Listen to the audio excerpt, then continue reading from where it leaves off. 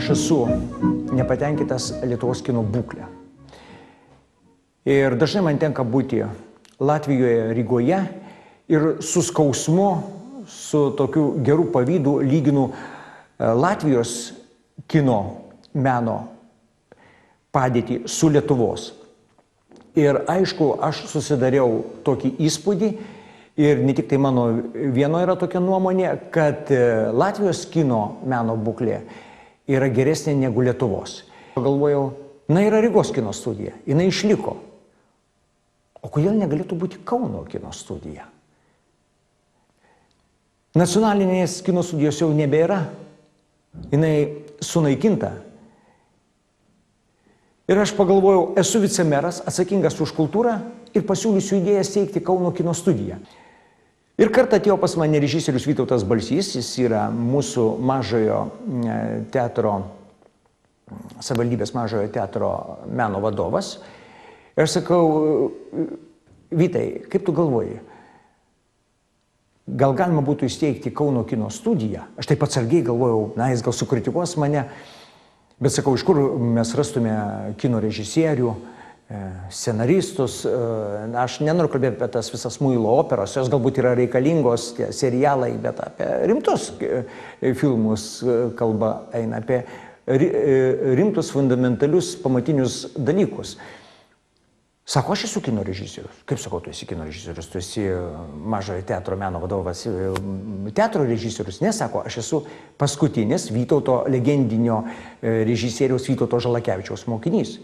Teko didelė garbė, kaip dabar jau pagalvoju, o tada buvo didžiulis noras susipažinti su Vytautu Žalakevičium asmeniškai. Žodžiu, aš studijavau pas maestro ir kino režisūrą, bet tos studijos buvo ir didžiuliai draugystės metai. Žalakevičius buvo labai paradoksali, intelektuali ir nenuspėjama asmenybė. Netgi, kaip sakant, gulėdamas mirties patale, jis dar svajojo ir galvojo tik apie savo idėjų įgyvendinimą daugiau negu apie savo sveikatą. Ir vieną, ką jisai tikrai išmokė, ir ką aš labai gerai supratau, kad pirmiausia reikalinga turėti scenarijų, idėją, mokėti paversti ją kino kalba, mokėti išdėlioti scenas taip, kad jas perskaitęs ir operatorius, ir aktoriai suprastų, kas bus filmuojama. Jo buvo mėgiama frazė, ką filmuojama.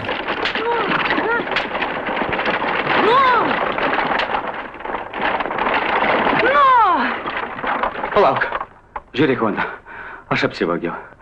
Paraktai, antspaudas. Klausyk. Aš visą tai privalau grąžinti. Tiesa? Tiesa. Tik palauk. Donatai! Donatai! Donatai!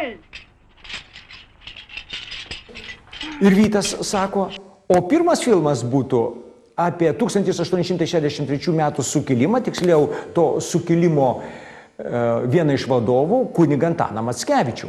Ruošiu scenarijų, esu jau jį beveik paruošęs ir lauksime iš kitų, sakykime, pozicijų, kurios dirba drauge, kada jie bus finansiškai pasiruošę tą darbą vykdyti.